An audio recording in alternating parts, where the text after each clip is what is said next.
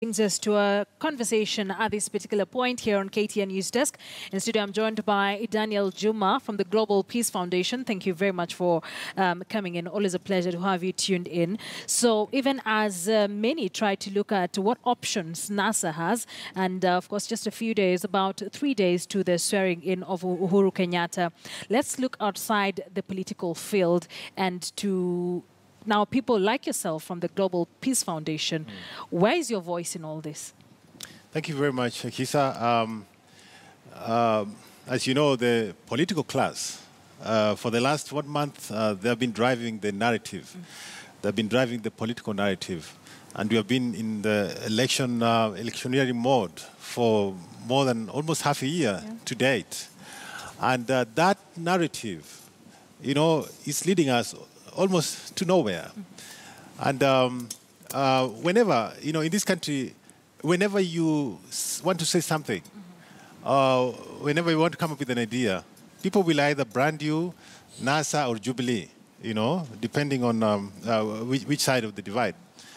But that is why, as people, as organizations, people involved, you know, the common Matiang'i, the 80% Kenyans who are not the political class, we need to drive a narrative, something that can be processed.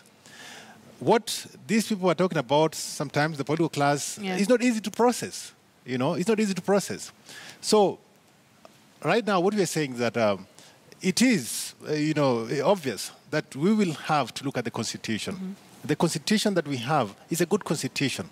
But I want to quote from Omalo, who said that a good idea must always, you know, give way to a better idea.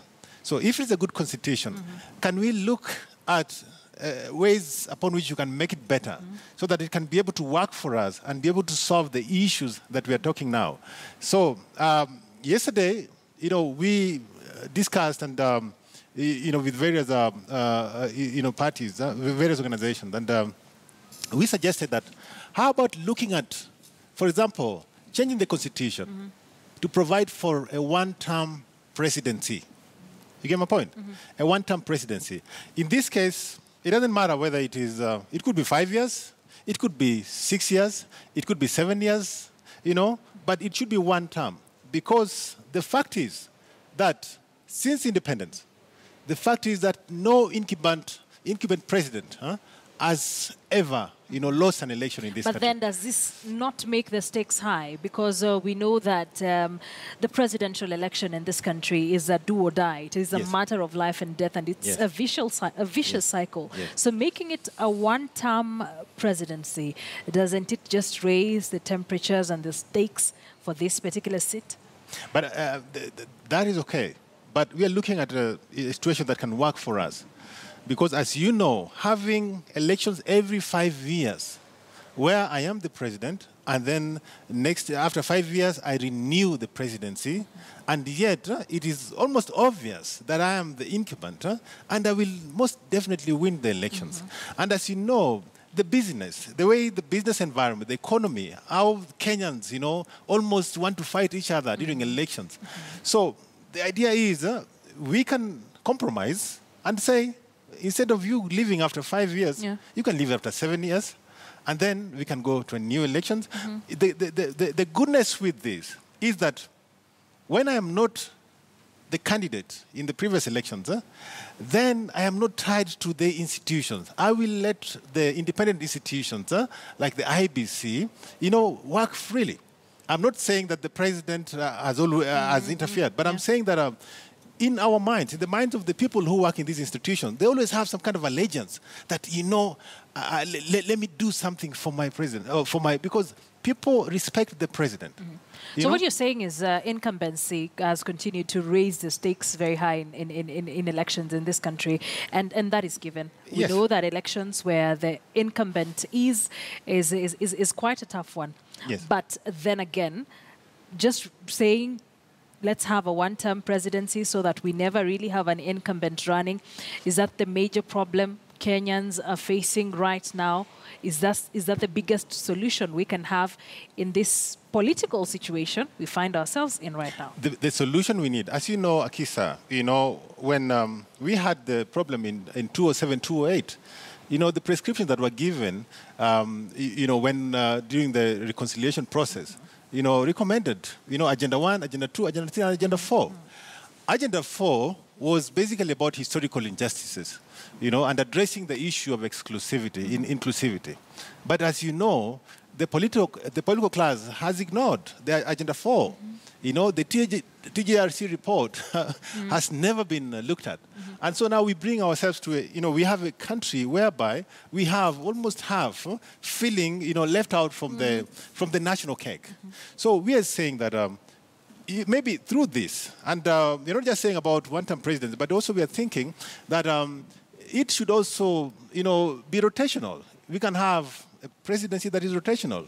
Let's say if Central had this year, next year we have Rift Valley, after 5 years, and then Coast, Nyanza, even Northeastern. You know, Northeastern, I would like to see a situation whereby even Aden Duale would one day be president. So will it then be a situation of may the best man win, or the person who Kenyans feel is deemed is really fit to serve them as a president, or then will we just reduce it to that particular term, you had it this time round, just give us someone from Nyanza, regardless of whether Kenyans want that person or not? How would this solve our problem? You know, but knowing our unique situations, I think we have to look at it. Look at Nigeria, for example. You know, Nigeria had, you know, this problem.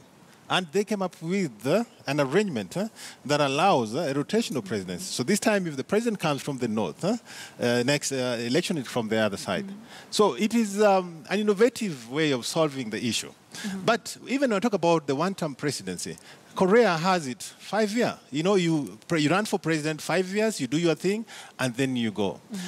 Vietnam has the same thing, you know. Philippines has 6 years, you know. And this thing is happening. So it is not a unique situation. It's not something that has not been done. It is possible.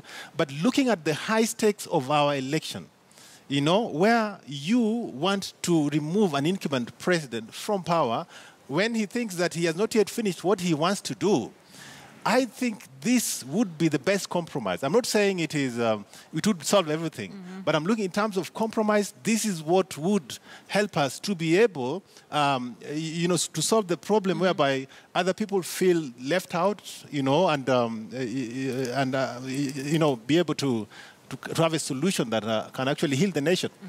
So then is this just statements or the Global Peace Foundation and your partners perhaps, is this something you are planning to actively pursue legally? What we are saying is that to change the constitution, to change the laws, Parliament has the responsibility.